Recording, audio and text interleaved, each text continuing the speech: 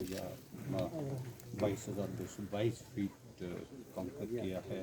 और कोविड के समय में बताया जा रहा है ये एकमात्र ऐसा एक्सपीडिशन था। कितना महत्वपूर्ण है? मैं आईटीबीपी के सभी जवानों को विशेष तौर से इस अभियान में जो शामिल हुए थे उनको बधाई देता हूं। जो लियो कारगिल एक चोटी है जिसकी ऊंचाई 22,222 फीट के आसपास है, वहाँ तक इस अभियान को सफलतापूर्वक करना ये जोखिम भरा काम भी था, कठिन भी था, लेकिन उसके बावजूद भी किया। और ऐसी परिस्थिति में जब कोविड-19 का दौर पूरे देश में, दुनिया में चल रहा है, ऐसी परिस्थिति में भी इनने इस अभियान को बहुत सफलतापूर्वक किया।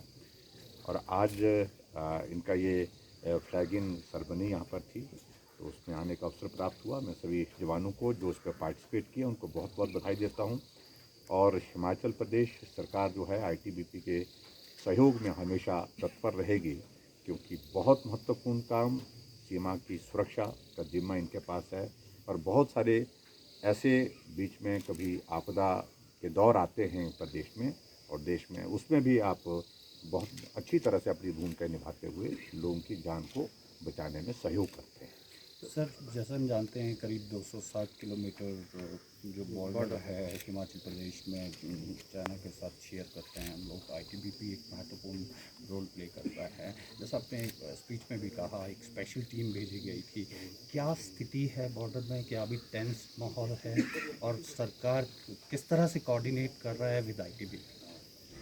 देखिए, जहाँ तक इन सारी चीज़ को लेकर के बहुत ज़्यादा बोलना उचित नहीं है, लेकिन उसके बावजूद भी सरकार के स्तर पर एक विशेष अभियान हमने भी जो पिछले दिनों किया, जिसमें हमने 5 कमांडेंट जो है पुलिस के बॉर्डर एरिया में भेजे थे, गांव में लोगों के साथ इंटरेक्शन करने के लिए, लोग क्या अनुभव कर रहे हैं, क्या महसूस कर रहे हैं।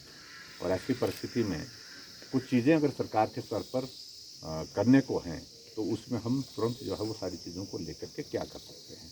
तो बहुत अच्छा फीडबैक उनने दिया वहाँ से। और मुझे इस बात की प्रसन्नता है कि हिमाचल प्रदेश के चाहे किन्नौर चाहे लाहौल स्पीति, जो बॉर्डर एरिया के साथ तिब्बत बॉर्डर और चाइना बॉर्डर के साथ जो एरिया लगता है, वहाँ के गांव के लोग जो है भारत के प्रति बहुत श्रद्धा का भाव, देशभक्ति का भाव जो है उनमें है। और वो हमेशा इस बात के लिए तत्पर हैं कि जो भी हो, हम जो है वो अपने देश की रक्षा के लिए जो है बिल्कुल चट्टान की तरह खड़े हैं।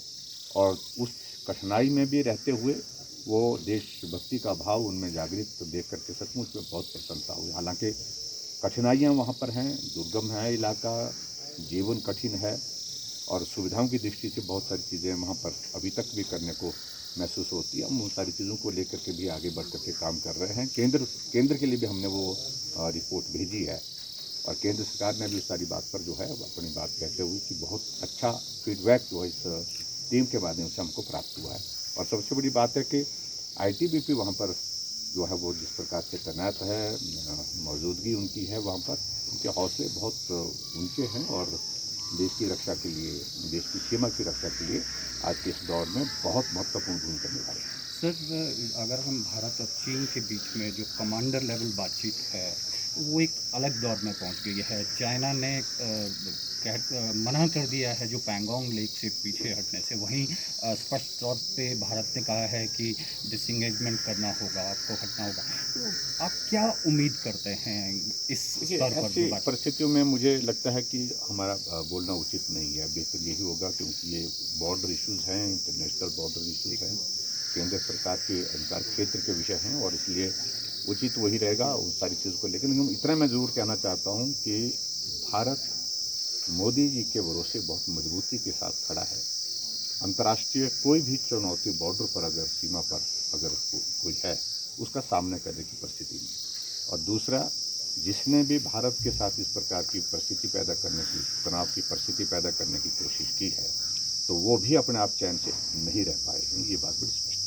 सर, एक सवाल आपसे लेना चाहेंगे कि जो अगर संभव हो आपको कुछ बताना इसमें कि हमारे 5 जो पुलिस कमांडर जो है गए थे, रिपोर्ट में ये क्या कहा गया? एक तो पैरामिलिट्री फोर्सेज या केंद्र की अपनी डायरेक्शन है वो अपना काम करें, हिमाचल किस तरह से तैयारी कर रहा है, चाहे वो आधारभूत ढांचा हो या फिर संचार की व्यवस्था हमने दुरुस्त कर दी। दो चीज़ों को लेकर के जो आप कह रहे हैं, दो चीज़ों को लेकर के वहाँ पर प्रमुख रूप से है। एक तो इंफ्रास्ट्रक्चर को स्ट्रेंथन करने की ज़रूरत है बॉर्डर एरिया में, उसको लेकर के भी हम प्लान कर रहे हैं। दूसरा, कम्युनिकेशन और बेहतर हो, कम्युनिकेशन की दिक्कत है, कठिनाई है वहाँ पर, इस बात को लेकर के, दोनों चीज़ों को लेकर के।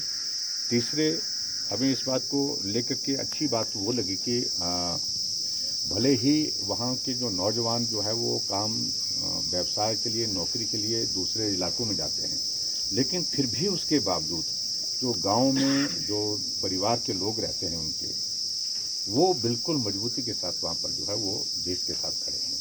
सरकार किस स्तर पर तैयार है?